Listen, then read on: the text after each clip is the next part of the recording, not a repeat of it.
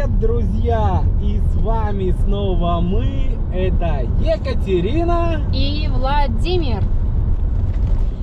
И, ребята, у нас продолжается путешествие по нашей замечательной и сказочной Беларуси. И в который раз мы убеждаемся, что она у нас просто нереально сказочная. И у нас уже глубокая осень. И мы, посмотрите, уже тоже, как и опала листва, а мы оделись уже тоже в теплые. Мы немножко куртки. утеплились, Да. потому что на борту у нас плюс 21, а за бортом у нас Минусовая уже температура, минус 5, минус 4 прыгает. Такое вот прекрасное у нас сегодня утро. Листва уже тоже облетела, морозная, классно. Мы сегодня с утра выехали, получается, туман так стелился на травке, которая еще травка осталась, иней лежал. очень красиво. Да, Очень красиво, да. Погода так и шепчет. Не буду говорить, что она шепчет. Налей и выпей. Ну как мы можем налить? Мы же в пути. И мы в пути с вами. Мы движемся к очередному поселку, городку. Ну это скорее будет городской поселок. Называется он Миоры. Пока мы едем туда. А там уже по обстоятельствам дальше будем смотреть, что интересное посмотреть в этом поселке. Так что обязательно, ребята, подписывайтесь на канал, обязательно нажимайте на колокольчик, чтобы не пропустить наше удивительное видео. Так что с вас лайк и подпись. Ну а с нас интересный контент. Ну и обязательно комментарий. Да. Я очень люблю их читать. Погнали. А сейчас мы вам покажем, какая у нас Замечательная, очень хорошо. восхитительная погода.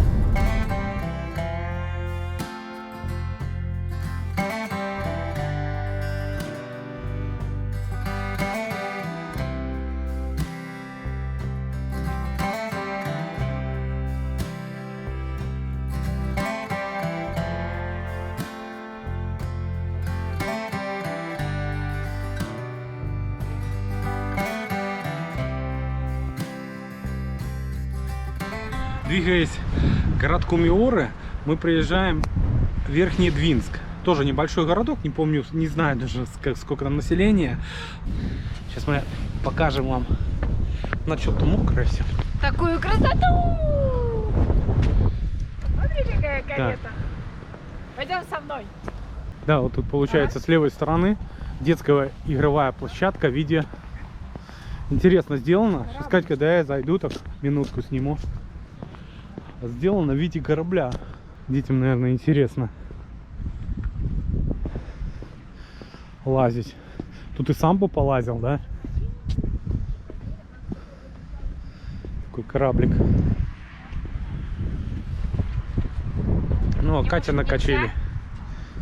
А справа получается, смотрите, такой вот пруд. Но самое интересное, посмотрите здесь сколько уточек.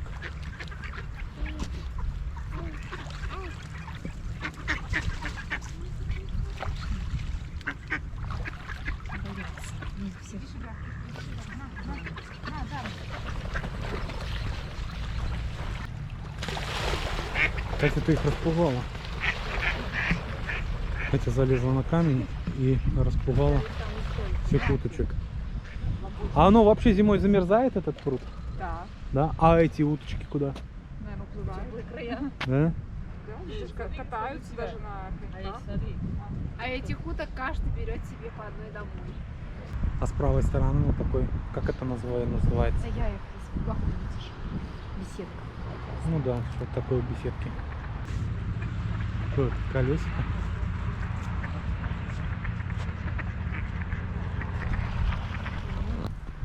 Пойдемте со мной. Со мной. Со мной. Еще. И куда? И тупик. Вот. А вот, Какие красивые. уток правда? очень много, да? Ну тут это получается вот, наверное, с зеленой головой это селезни, а поменьше серенькие это уточки. Смотри, посмотри. Ну да. Ту-ту-ту-ту-ту. Здесь даже он такой интересный спуск есть.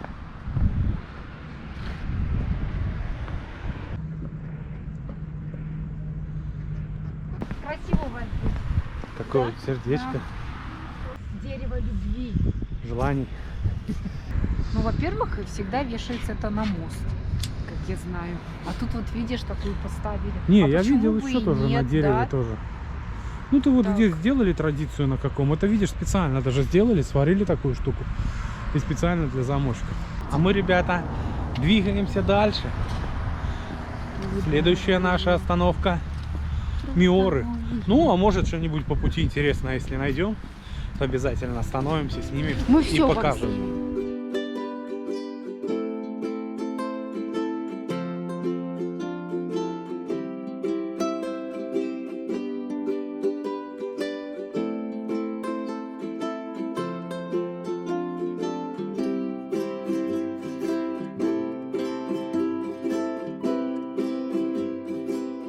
Ребята, мне так нравится, когда Вова включает камеру. Перед тем, как ее включить, он мне говорит, что он будет говорить. И вот сейчас он вам скажет: ребята, мы остановились на вот такой вот речушке, чтобы вам ее показать. Это у него репетиция за кадром. Ладно, говорю уже в Да. кадр. И вот, ребята, мы остановились у такой вот небольшой речушки и хотим ее вам показать. А речушка эта называется... Как? Как, Катя, называется речушка? Ослик. Нет, это не ослик. Это, смотрите. Это Западная Двина. Хорошее течение. На той стороне, если видно, рыбаки стоят. Давай спросим. Что словили? Сейчас на тебе могут вызвать милицию. Подумают, что в нетрезвом состоянии.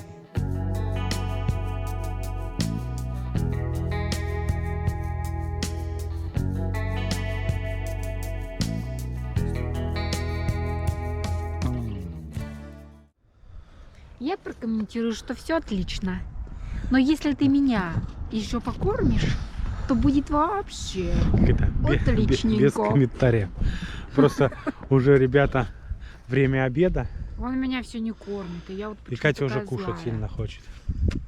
Или хотит. Хочет. Хочу, Как правильно? Хочет? Или хочет. хочет. Значит, я все правильно сказал. Ну что, насладились мы такой вот красотой. Как Пойду говорится. сало есть. Сало, Да. сало. А ты даже это, давай руки хотя бы помоем в Двине.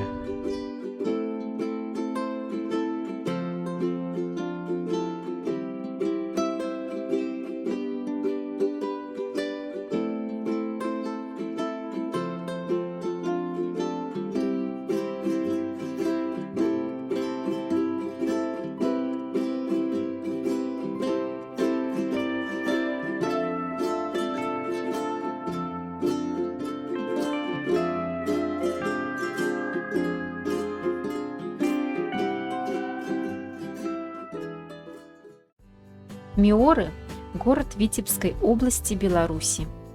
Административный центр Миорского района. Расположен в 190 километрах к северо-западу от Витебска, на берегу озера Миорское. Численность населения более 8 тысяч. Миоры – довольно древнее поселение Беларуси. Первое письменное упоминание о котором относится к 1514 году. Впрочем, тогда в ходу было несколько иное название – Мёры, что в переводе с финского означает «озеро на низком месте». Большая часть района расположена на Полоцкой низине, северо-западная часть – на Брославской гряде. Миорский район – это уголок белорусского Поозерья. В районе 96 водоемов, в том числе 83 озера, 16 рек. Самая крупная – это Западная Двина и ее приток Десна. Около 17% территории занимают болота. Крупнейшее в Европе верховое болото – Ельня, площадью 20 тысяч гектаров. Оно славится остатками после ледниковой тундры.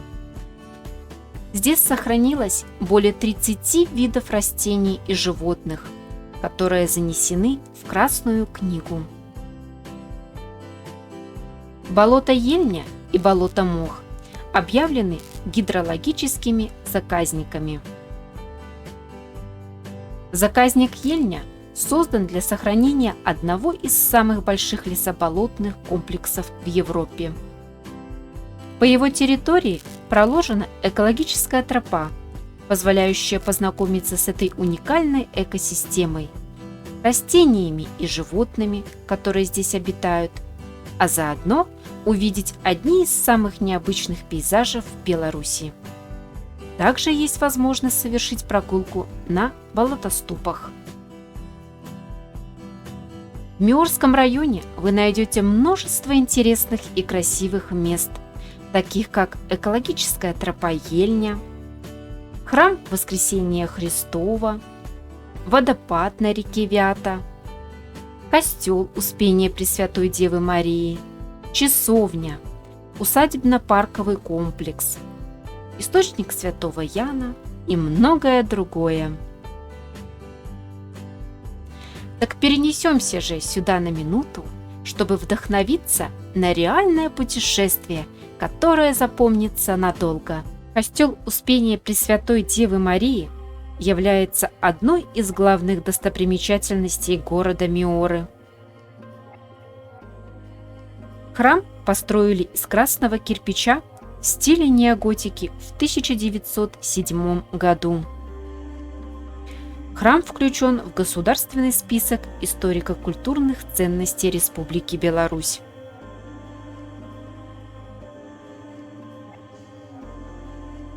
Глядя на костел Вознесения Девы Марии, можно сразу заметить признаки неоготического стиля, даже не являясь большим знатоком архитектуры.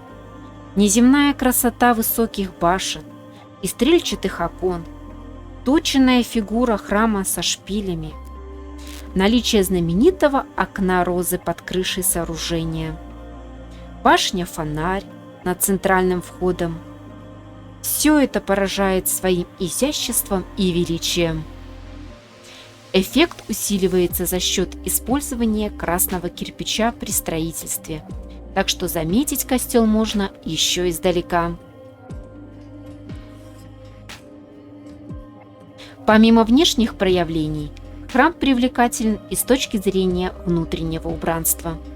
Здесь можно встретить несколько интересных редких икон, среди которых наибольшим успехом пользуются образы начала XIX столетия, Иосиф с младенцем и Матерь Божья Ружанцовая.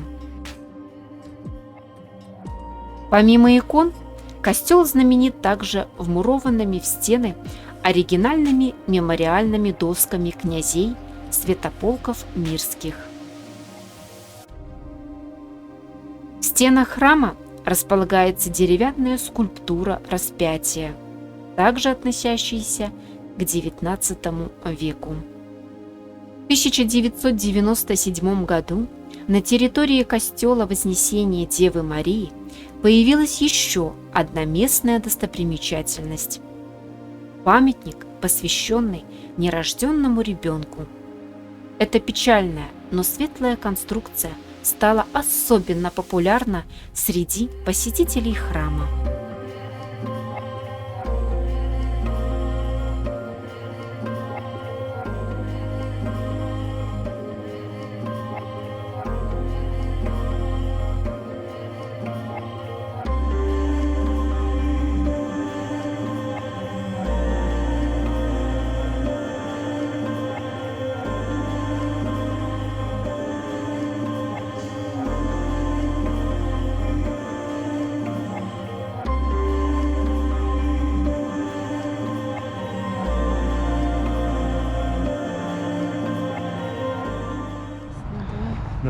Да, ребята, вот прошли, мы вам показали. внутри, как выглядит этот костел.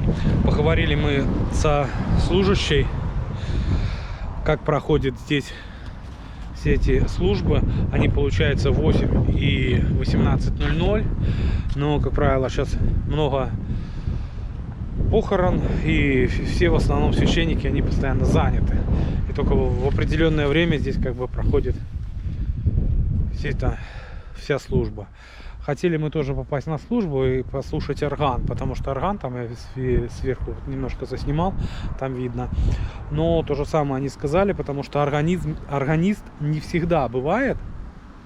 В основном это по воскресеньям. И специально тоже, если даже приедем, это не факт, что мы послушаем орган и услышим эту музыку. И поэтому пока так оставим. Ну, будем надеяться, что попадем мы послушать органную музыку. Очень бы хотелось, потому что я ее никогда не слышала. И вообще я впервые в таком Ну да, костеле. впечатляет. Очень, конечно, впечатляет. такой Очень большой. красиво. Как он издалека смотрится, ну, это просто нет слов. Потому что мы издалека, да, его заметили.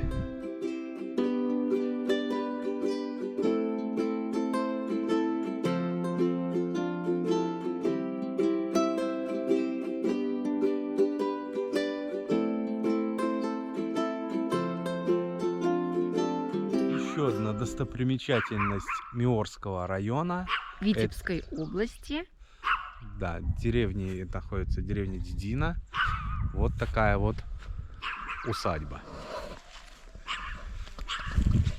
Достопримечательность Миорского района, деревня Дедина, усадьба Рудницких, бывших хозяев здешних земель Рудницких. Имение, созданное в 1810-1820-х годов, является памятником усадебно-парковой архитектуры классицизма. Усадьба включает усадебный кирпичный дом, перед которым разбит ландшафтный парк. Сохранились только фрагменты. 2 хозпостройки и парк. На первом этаже дома хватало места для бани, хлебопекарни и кухни. Усадьба также интересна и тем, что в ней оригинальная система отопления. На весь большой дом одна печная труба.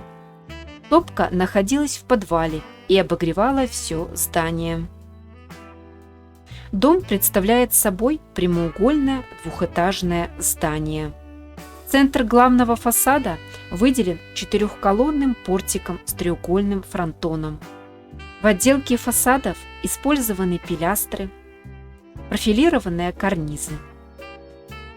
Здание имеет анфиладо-коридорную планировку.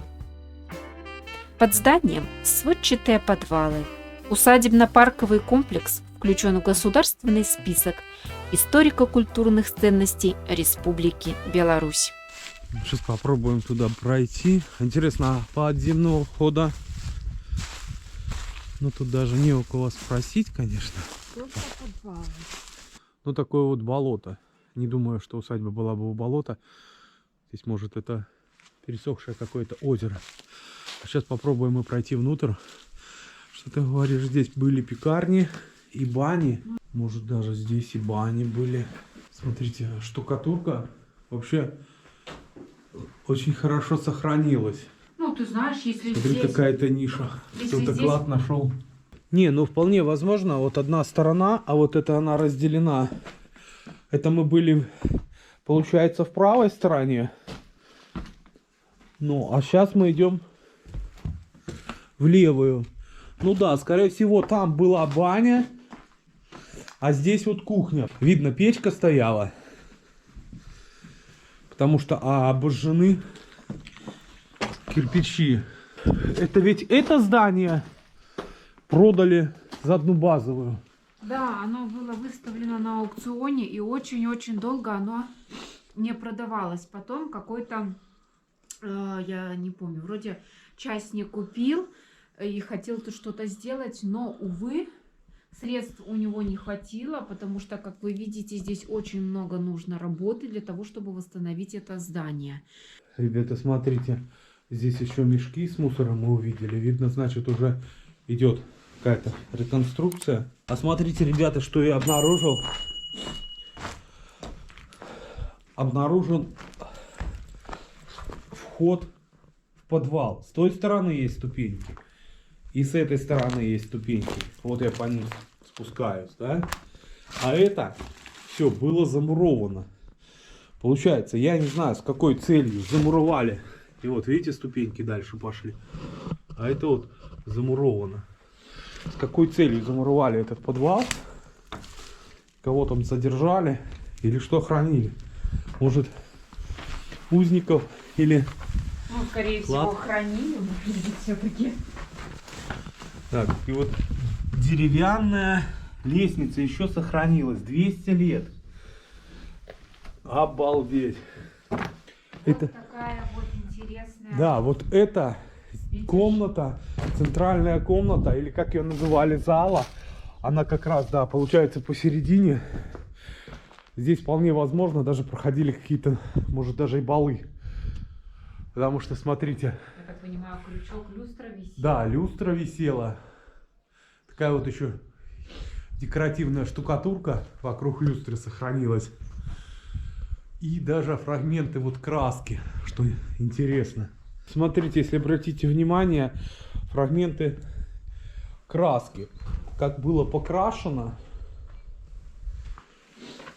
Вот она еще вся до конца не отошла. Как были покрашены комнаты даже. Еще вот даже под побелкой он отваливается. Синие. Это вот были голубые или синие комнаты. Катя представляет, что здесь вот графиня какая-нибудь стояла и любовалась озером, да? Ну, такое огромное. Ну это вот, наверное, вот комнаты. Тоже так, это вот маленькая, конечно, комната. Это комнаты такие, ну вот это побольше. А, ну это вполне возможно, это была комната. А здесь вот, я думаю, у них же тоже были какие-то ванны. А нет, вот они где наслаждались видом, потому что перед усадьбой был же парк. Ну, а с той стороны озера. Потом, ну да, вот если здесь был парк, там дальше вон тоже видно, озеро виднеется. Вот какие колонны. Колонны деревянные еще тоже вот. Что там шифер, а под шифером еще вот лежит такая вот дранка деревянная. Это еще с тех времен. Эти ребята еще что обнаружил. Дверная коробка, сохранившаяся. Она здесь вот тоже сохранилась. И здесь, какая, сколько она, сантиметров 20, 18. Такие вот еще петли. 200 лет. Ножики уже подъедают, ну конечно. И наличник вверху, наличник. И вот как у нас галтельки, а здесь такие вот тоже фигурные по краю комнаты идут. Все это сохранилось. Вода с крыши капала, кирпич размывался, и поэтому вот балки рухнуло. Ну еще сколько, может, лет 50-100 простоит и развалится тоже до конца, если не возьмутся ее как бы делать. Вот она идет, эта система отопления, что я вам говорил. Ну, получается, в стенах, проходит в стенах и выходит на одну, обратите внимание, как раз я нашел ее, на одну центральную трубу. Одна труба. А вот эти вот маленькие, раз, два, три, они потом выходят в центральную и выходят наверх. И получается вот за счет того, что стены теплые, как у нас сейчас делают полы теплые, а здесь за счет, что были стены теплые, и было очень тепло здесь. Ну, конечно, очень жаль, что мы вот такие, мало того, что подъезда, очень плохая дорога подъехать сюда, чтобы посмотреть. И вот такие вот места, они заброшены, мы их не восстанавливаем. А ведь это наша история, ведь очень интересно. Арочка такая, еще деревянная, тоже так вот Видно, полукруглая дверь была. И деревянная эта штука тоже так сохранилась в отличном состоянии. Как кладка ложилась на колонны.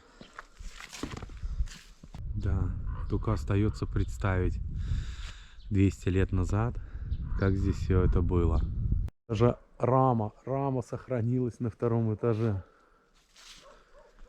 Даже колодец. Да, и колодец есть.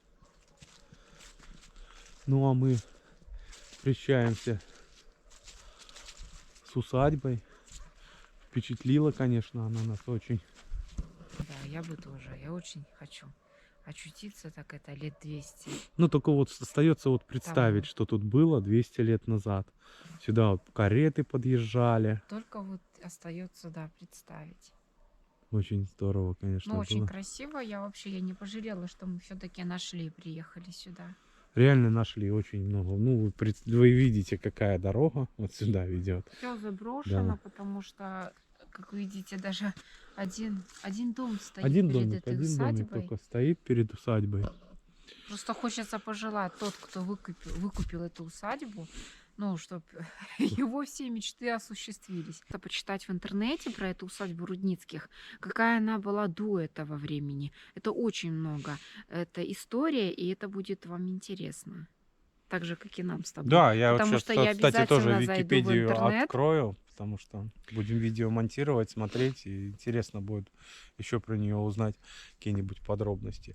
Ну, а мы двигаемся дальше. Поедем на следующую достопримечательность Миорского района. Погнали! Вот заехали от усадьбы на кладбище, на такое вот. И вот я увидел две таких больших могилы. Это вот я не могу почитать. Гроб СП Инкаге. Короче, очень сложно. Но год 1810. Анна Лео... Блин. Вообще сложно посчитать. Может, вы сможете почитать. Но год 1810. Вот какое вот. Это может местных, это вот графьев, может это и есть эти вот могилки.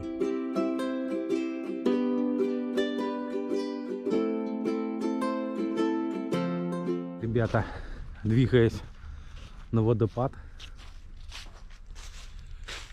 и увидели вот такую красоту и решили остановиться. Костел Матери Божией, 1939 год. Это вот с камня, это реально вот башня, и не только башня. Получается башня и первая, как хотел сказать, первый этаж и низ самого костела выложен из камня. Посмотрите, это же надо вот тоже такой вот, так вот камень, камушку, и именно чтобы сторона, он практически, ну не идеально ровно, но вы видите сами, что он ровный. И это вот сколько, и между ними, между большими камнями проложены маленькие, все это на цементе. Это тоже такой кусок работы. Это надо было так подобрать и еще в уровень это все построить. Да. Так, а здесь вот еще тоже могилки, и за ними тоже ухаживают. Ну, а мы поехали на водопад.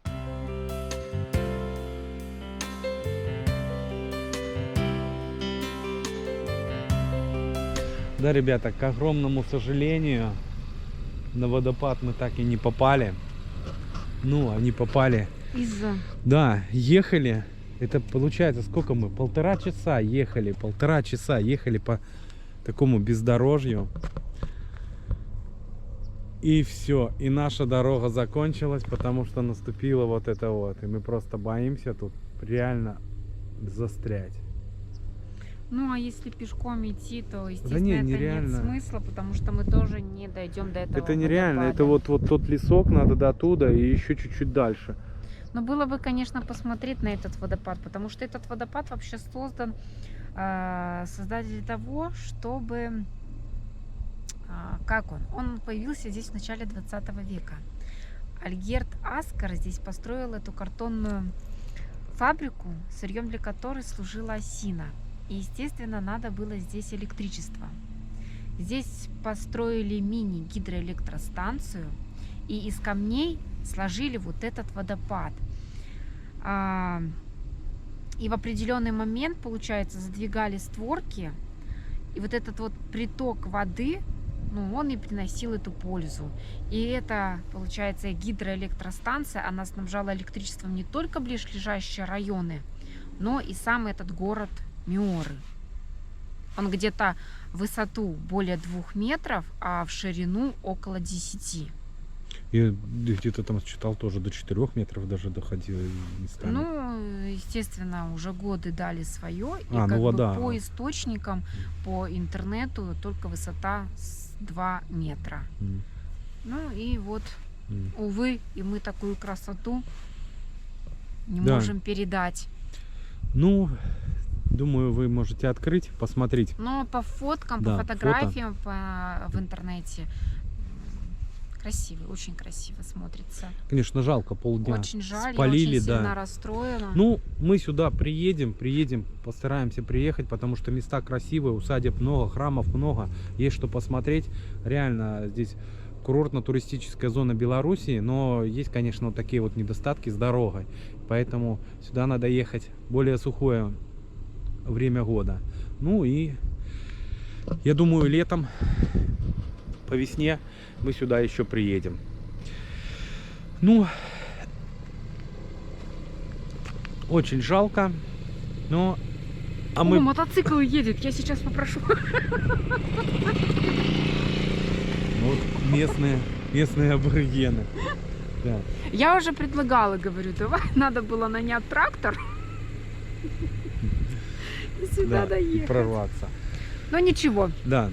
потому что Браслав, какой Браслав, ты это вырежешь. Витебская область надо. Вот. Да. Но ничего страшного. А мы путешествуем. Ребята, посмотрите, в каких условиях приходится нам снимать. Вот сними дорогу. Вот по таким дорогам мы и ездим по нашим достопримечательностям. Ну, жаль, конечно, что не попали мы на водопад, но ничего. А теперь наше видео подошло к концу. И наше путешествие по Миорскому району Витебской области. Витебской области, да, мы заканчиваем и перебираемся Другой город. И город этот называется Браслав. Браславский район. Красота, как это говорят, это жемчужина, голубая жемчужина Беларуси. Говорят, что Да, синеокая туристическая. Беларусь, потому что из-за озер там их множество просто. Да. Ну, перебираемся туда и уже встретимся с вами в следующем видео, думаю, в Браславе. Ну, Так что обязательно, да, ребятки, оставайтесь с нами. подписывайтесь на наш канал, ставьте лайки, жмите колокольчик. Ну и И будем переноситься с вами в Браслав. дальше. Пока-пока.